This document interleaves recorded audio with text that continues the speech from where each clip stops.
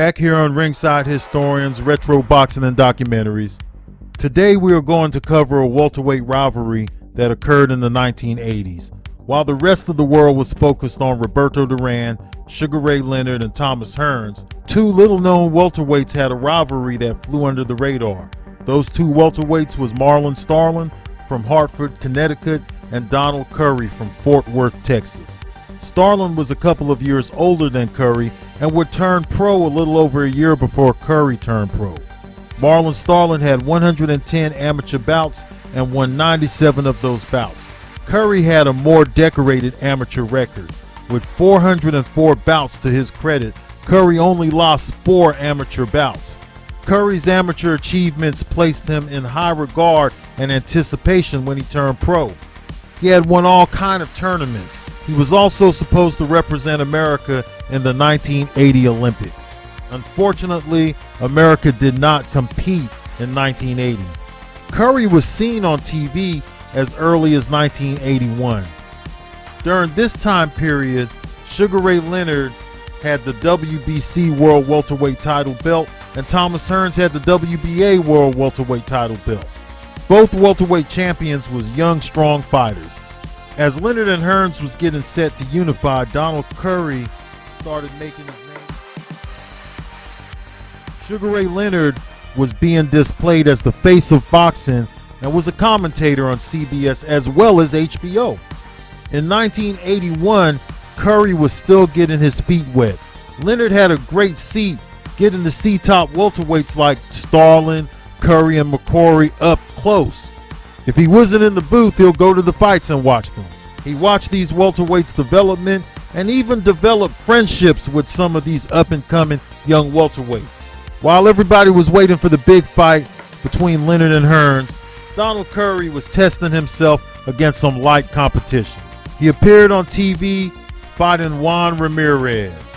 This was in early 1981, January. USA, Fort Worth, Texas. Thinking his right eye. A right hand by Curry and Ramirez held on. To remind you later in our telecast, down goes Ramirez. He noticed Ramirez ducking down. He made him run into an uppercut. Big right hand and then a left sends Ramirez down. In the summer, he was back on TV again, facing Eddie Campbell. Curry was making a name for himself. Without the opportunity to earn a gold medal at the 1980 Olympics, it appeared Curry's path was going to be tougher than the path Sugar Ray Leonard had taken.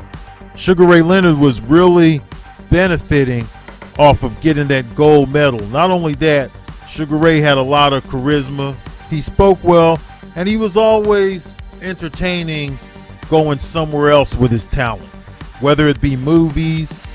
He would say all of these kinds of things. Listen to his interviews from the early 1980s, and you'll hear a totally different Sugar Ray Leonard when he was the face of boxing, or they was pushing him to be the face of boxing, the guy to replace Ali. They didn't want Holmes to be in that position. There's several reasons why they didn't want Larry Holmes in that position, and they wanted Sugar Ray Leonard in that position, and I will show you some of the reasons why through Boxing Magazine. Regardless, there was no doubt about it, Donald Curry was very talented. Though Curry was not the most flashy fighter out there, he was smooth. You know, basic but smooth though. He kind of reminded me of another top athlete from that time period. That would be the fresh new talent in the sport of football, Eric Dickerson. Eric Dickerson wasn't the most flashy running back of the early 1980s, but he was smooth and he knew how to hit them holes. He had that stride. It wasn't flashy, but at the same time, his style had a smooth flow to it, similar to that of Donald Curry in boxing. A little over 2 months after Curry would defeat Eddie Campbell, the welterweight unification bout would occur between Leonard and Hearns. Leonard would solidify his legendary status as well as his brand, stopping Hearns towards the end of their classic welterweight showdown. Sugar Ray Leonard was now the undisputed welterweight champion of the world. In early 1982, Donald Curry would continue his TV run under the watchful eye of the undisputed champion, Sugar Ray Leonard. In May of 1982, Curry would win the NABF welterweight title, defeating Bruce Finch. Finch had experience as he was coming off a loss to Sugar Ray Leonard himself. Leonard had stopped Finch in the 3rd round. Finch had also faced popular welterweight Thomas Hearns 2 years earlier, and Hearns also stopped Finch in the 3rd round. Curry would close the show in impressive fashion, stopping Finch in the 4th round. Go right now. He was hurt by that right cross. He rocked on his heels. His hands went down. Curry misses with a right hand. Curry with a right hand. Finch is wobbly. He goes down on his back. Richard Green directs Curry to the corner. The count is at 6, 7, 8, 9. Up at 9. Finch beats the count. Richard Green says, "Are you okay?" He says, "Yes," and there's the bell. Curry, of course, going for the knockout here. Finch tries the left, but eats a left hook by Curry. Curry's got a dead aim on Bruce Finch right here. Wants to close the show. Well, Bruce Finch is actually safer inside fighting against Curry. As his corner told him, when you pull back, you're in trouble. So he's just as well staying inside and rumbling.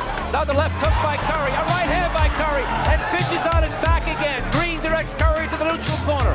And By the next month, he was already back on TV again. This time he would be fighting Jake Torrance. There was a little bit of a buzz being created on Donald Curry, but he was nowhere near the popularity of a Sugar Ray Leonard.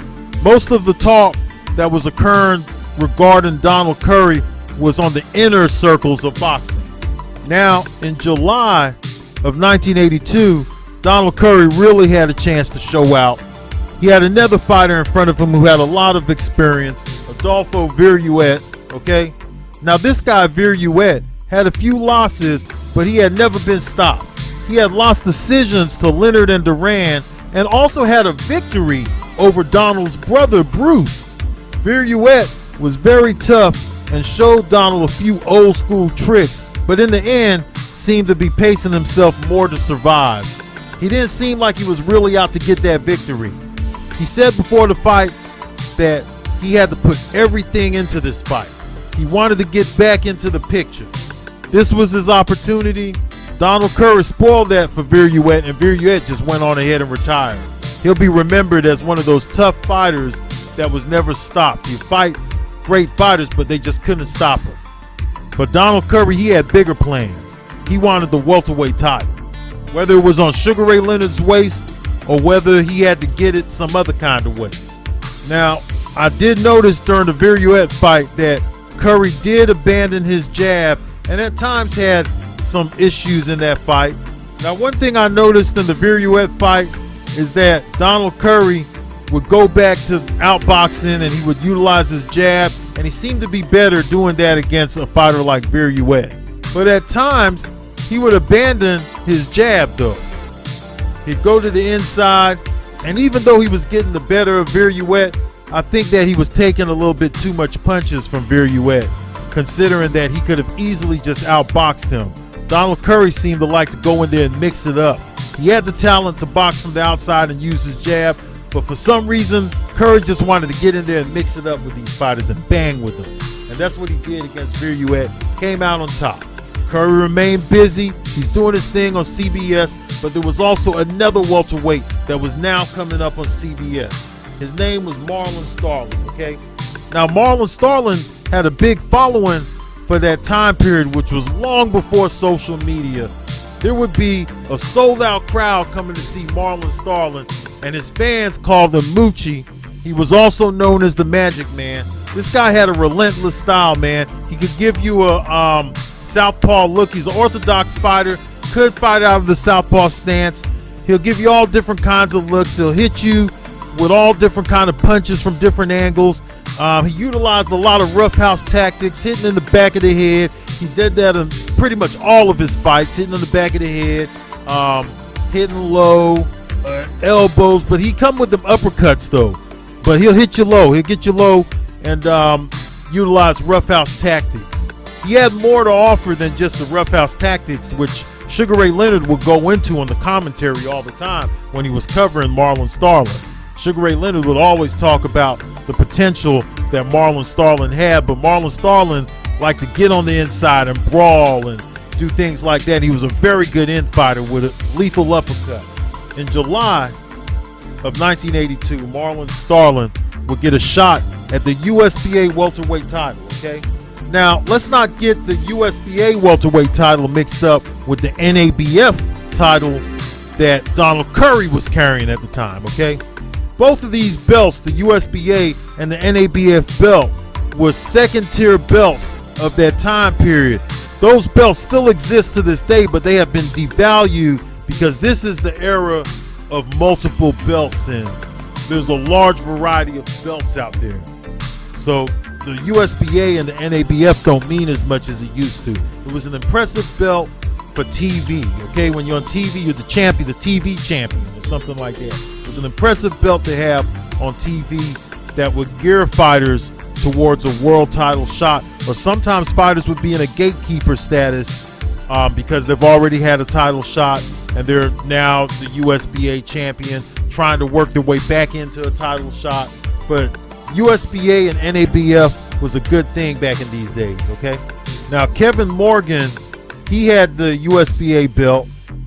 He was originally from Ohio, but he was now fighting out of Los Angeles, California. Morgan had won the USBA title the previous year and went into the bout confident. He was also coming off a string of victories. Starling would do his thing with an impressive stoppage of Morgan. He was now the USBA champion. Takes another left hand and rocks him, and he is wobbling already. Starling firing away, and down goes Morgan again.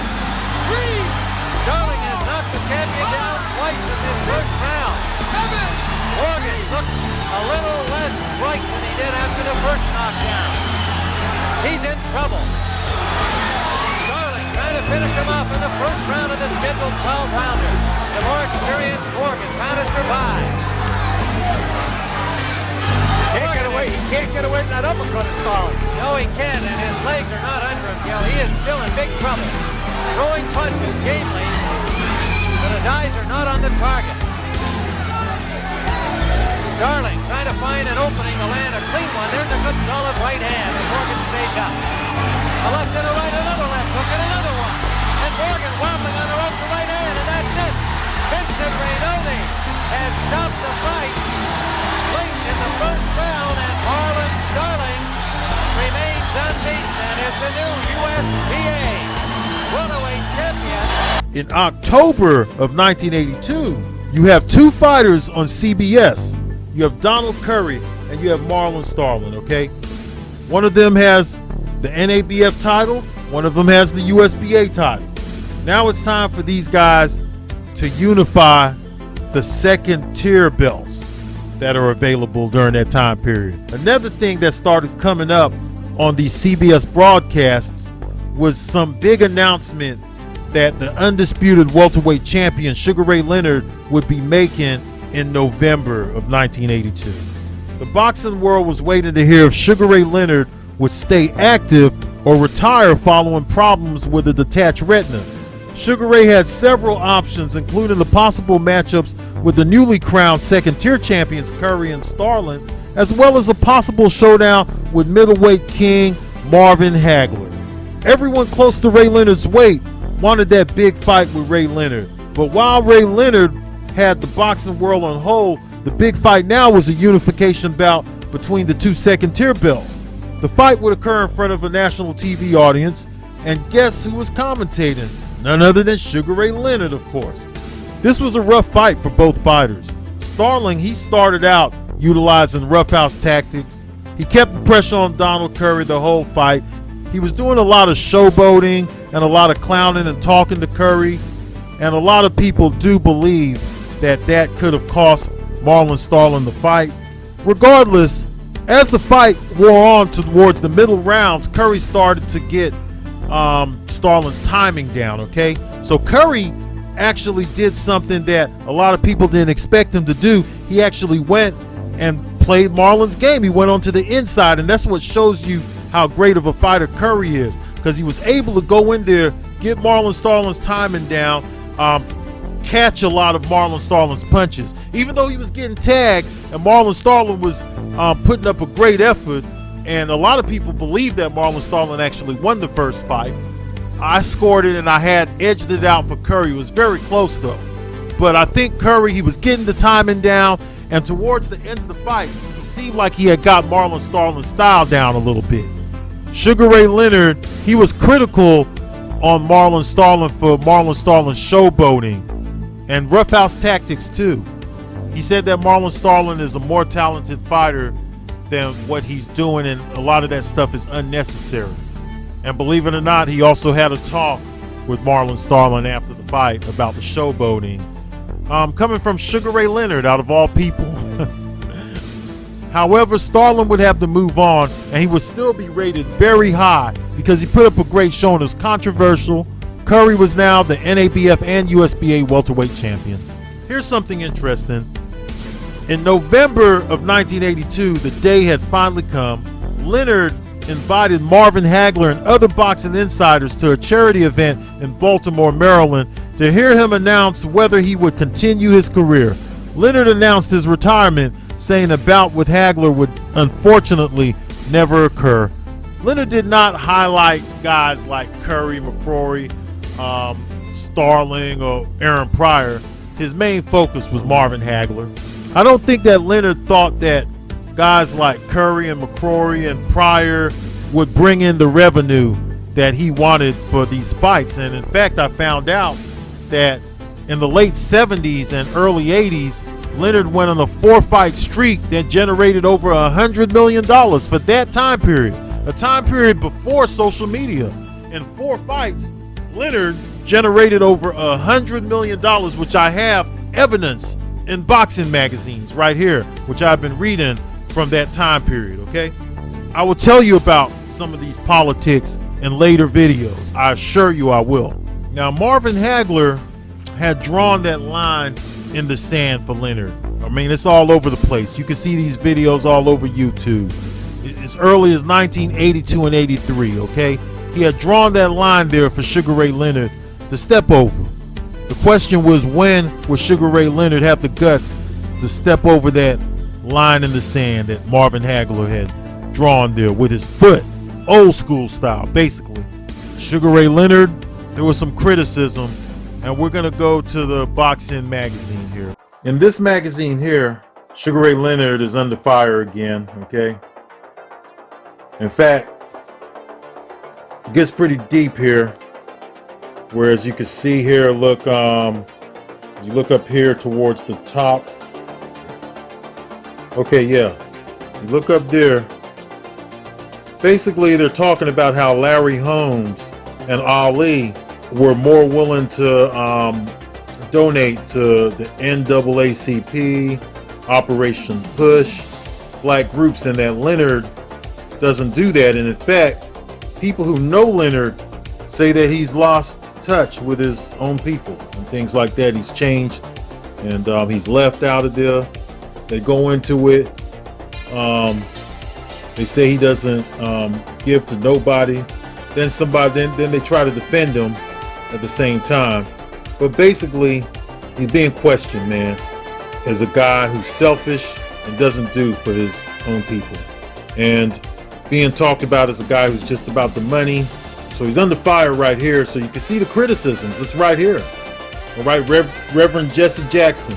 He came in on the see up here? Reverend Jesse Jackson, noted civil rights activist and founder, president of Operation Push. Leonard is a fine young man who is looked up to by millions. He can do so much good to help and inspire so many poor kids, and will never realize even a microscopic fraction of his success. He goes on down, he says, I've written letters to him. This is Jackson. I've written letters to him soliciting whatever support he would care to give to help our programs struggling to upgrade the educational and medical. So basically, because Sugar Ray Leonard wasn't donating money, you know, they you know how it is, basically, he was under some criticisms. I'm just showing you what the scene was like back in these times, all right? In this magazine right here, okay, October of 82. Now, what I want you guys to look at is what the magazine was saying of some of these welterweights, top welterweights in the world, okay? They went and they gave descriptions of all of these top fighters in each weight class. You go down here to Marlon Starling, he's right here. Then it goes back up here. They go into his nickname. They say a group of 30 businessmen put up $2,000 each to get Marlon's career started, surpassing the front money for both Joe Frazier and Sugar Ray Leonard. So they go into Marlon Starling, and in these magazines, they go into Donald Curry too. These magazines are great because they give descriptions of these guys, and you find a whole bunch of shit that you're not going to see on Wikipedia. There's Donald Curry up here, right next to Starling. Tell you a little bit about them and stuff like that. That's what we had to use back in these days. We didn't have no box rec and all this stuff. We had none of that stuff. They talk about their amateur careers right here, all of that stuff. Now they also talk about a sparring session that Marlon Starling had with Thomas Hearns, in which Thomas Hearns broke Marlon Starling's jaw. Okay, Starling claims he got the better of the encounter with Hearns, but he did end up with a broken jaw, and he had to be sidelined for a little while. Okay. But anyway, they'll give you a little bit of what's going on. Sometimes they'll give you some behind-the-scenes stuff, as you can see right here. They did that with Marlon Starling. Donald Curry. They didn't really have too much to say about Donald Curry here, other than, how much potential he has. So, Salvador Sanchez, which I got a documentary coming out on Salvador Sanchez overseas. So they show you on a global level the different things that are happening, okay?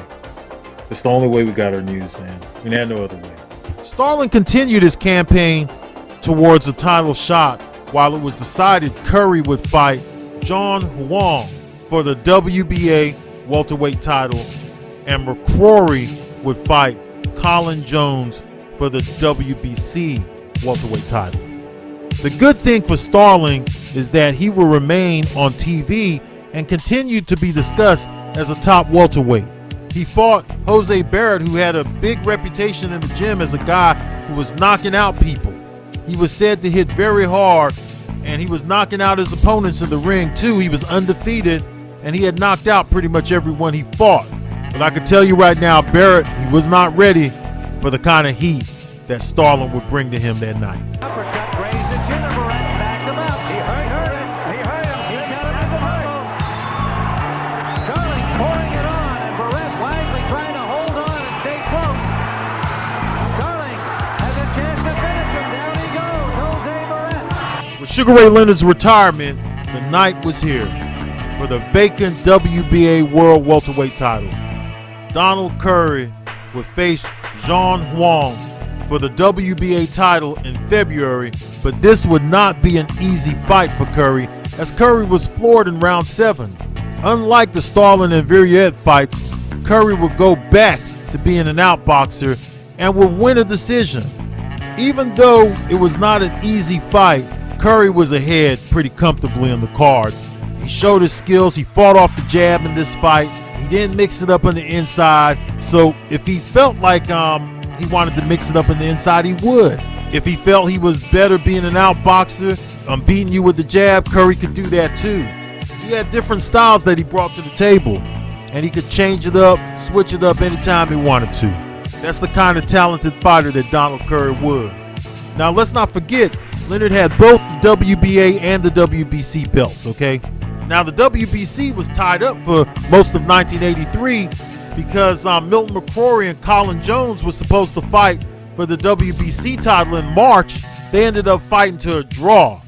They fought again in August, and I can tell you right now it was a very close fight. A lot of people felt that Colin Jones won the second fight as well as the first fight. Milton McCrory would win the fight, so you have Donald Curry with the WBA belt, Milton McCrory now with the WBC belt. You got Sugar Ray Leonard retired out there running color commentary. You got Marvin Hagler out there doing what he does in his middleweight reign. So Leonard's out there, he's looking at the talent, he's looking around, he's thinking like, did I make the right decision here retiring?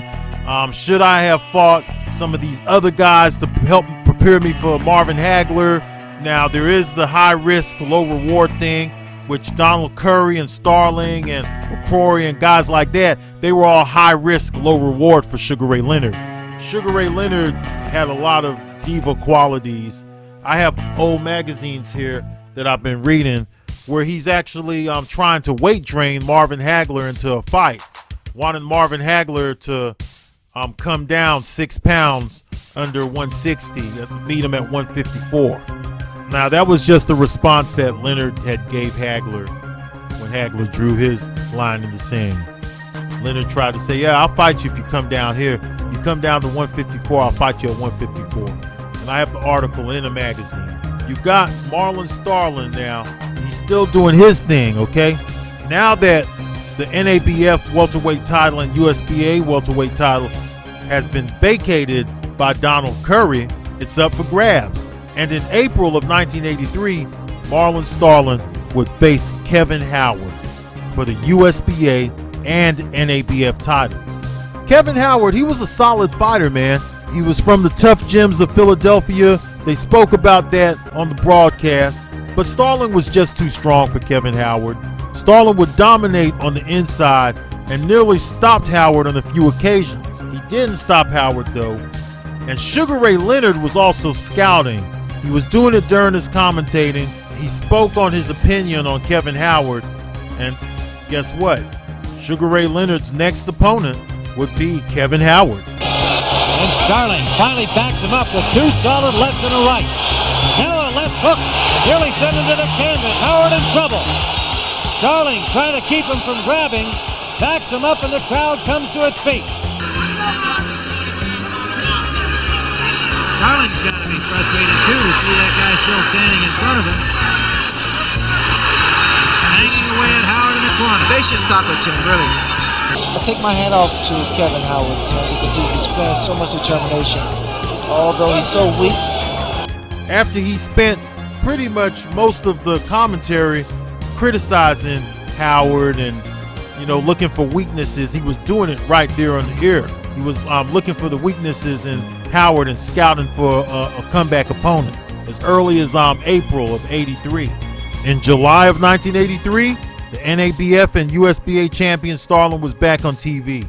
Once again, he displayed his incredible will, bringing forth relentless pressure, defeating the undefeated Tommy Ayers from out of Cincinnati, Ohio, winning the decision. It wasn't an easy fight, but Starling did it, and he did it the Marlon Starling way. In September, Donald Curry would defend his title against Roger Stafford. Stafford had previously fought Milton McCrory, losing the decision.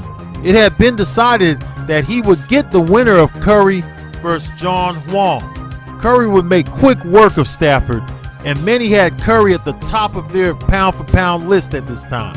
Now, the people who had him at the top of the pound-for-pound list were boxing insiders, by evidence of some of these magazines that I have here, okay?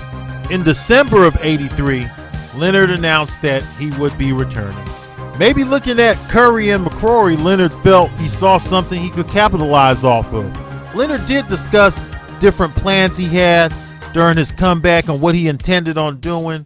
And of course, he would handpick Philadelphia's Kevin Howard, who he had seen up and close just as of recent fight Marlon Starling. He also admitted during the commentary that he didn't want to fight Marlon Starling and was glad he wasn't standing in that squared circle with Starling. I'm just telling you what came out of Leonard's mouth, okay?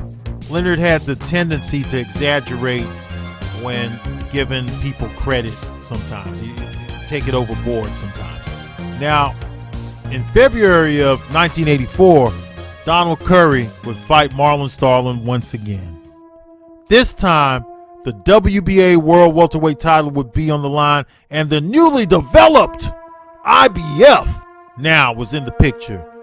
They had their welterweight title on the line. Now, in this fight, Curry seemed to pick up where he left off in the first fight. Curry was able to beat Marlon Starling at his own game on the inside fighting. Marlon Starling seemed a little bit hesitant to fight Curry on the inside, and at times was on his back foot during this fight. Marlon Starling provided Curry with a very good fight. He still utilizes roughhouse tactics. He would bring the fight to Curry at times during the fight, but it just wasn't enough. Curry's footwork was tremendous because Marlon Starling also had tremendous footwork, but Curry's footwork, his in and out movement, lateral movement, Curry's footwork was great, man. He also would catch a lot of Marlon Starling's punches, and he was countering effectively. Marlon Starling would still have his moments here and there, though. He would still have his moments, but Curry could actually take Marlon Starling's power, too. Marlon Starling didn't have devastating power, but he was extremely tough, and he'll get in there and he'll take someone out who has devastating power. There's a lot of fighters out there that are like that. They don't have devastating power. Look at Bernard Hopkins and Marvin Hagler and guys like that. The power is not devastating, but they're so damn tough that they're the ones who will get in there with a devastating power puncher and beat the shit out of them because they're tough enough to take their punches. Marlon Starling was that guy. Marlon Starling was never stopped in the ring. All the way till he retired, he was never stopped. Guys like Marlon Starling, Marvin Hagler, these guys are tough. They'll beat the hell out of somebody who does punch harder than them because that guy who punches harder than them don't take the punches like Marlon Starling or Marvin Hagler. Marlon Starling still had his place in the welterweight picture. Even though he lost the second time to Donald Curry, people understood what it was. Curry respected Marlon Starling and vice versa. That summer in 1984, Sugar Ray Leonard, a few months later, would fight Kevin Howard. That's right, the same Kevin Howard that fought Marlon Starling. Sugar Ray Leonard was knocked down in the fight. Leonard announced his retirement again at the post-fight press conference. He said that he didn't have it anymore. Leonard did appear to still have it. He was able to go in there and he was able to stop Kevin Howard, who was a very tough fighter. Marlon Starling didn't stop him. He didn't capitalize off of the opportunity to stop him. Leonard was still a top fighter. He was a little bit out of sync, but he was still a top fighter. He was still a young fighter. He just didn't want to put any miles in there. He didn't want to put any miles in there on his body, on wear and tear. Instead, what he did is he sat back and he let other fighters do that and waited for the right time, for the right moment. He knew he wanted to come back, but the timing just wasn't right. He didn't do as good against Howard as I think he wanted to do against Howard, but Howard was a tough fighter. Once again, he was a tough fighter, a tough Philadelphia fighter. I still think that Sugar Ray Leonard, someone felt that taking a chance against fighters like Curry and Starling was too big of a risk, and you heard it in the commentary. The way you could get a first-hand look at the way Sugar Ray Leonard moved in the early 80s is going back to the commentary. He'll tell you straight up in so many words that he don't want to fight Curry and Marlon Starling. In fact, things would go sour between him and Donald Curry, which I'm going to do a video separately on that and tell you guys about that whole thing in the future, okay? Regardless, Donald Curry and Marlon Starling would both go on to have great boxing careers, Hall of Fame fighters. The 1980s was a poppin' era in boxing. Sugar Ray Leonard, you know, I can see why people are critical of Sugar Ray Leonard and the way he did things. I mean, he was just that type of guy, man. As you can see, there was a lot of criticism towards Sugar Ray Leonard during that time period. There was people out there who was questioning who he was as a person. They said he didn't help out his own community.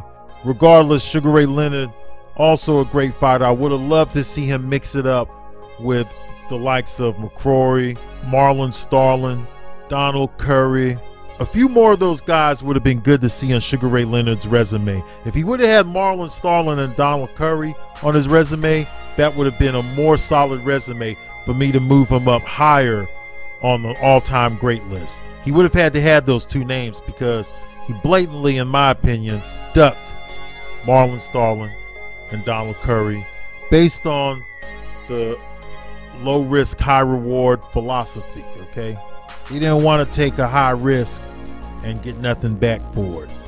I think he had a good chance to beat both fighters. I think if they would have met him around the 82 to 84 period, I would have favored Leonard to beat both Curry and Marlon Starling. He did not face them, so they are not on his resume. And the guys, some of the guys that are on his resume are lesser fighters than both Marlon Starling and Donald Curry. Aaron Pryor was campaigning the below them. Okay, to mention them, but it's campaigning below welterweight. I appreciate it, and we'll see you again soon at Retro Boxing and Documentary. Ferrari's still using the jab as a rangefinder. He'd like to land the right. There's one that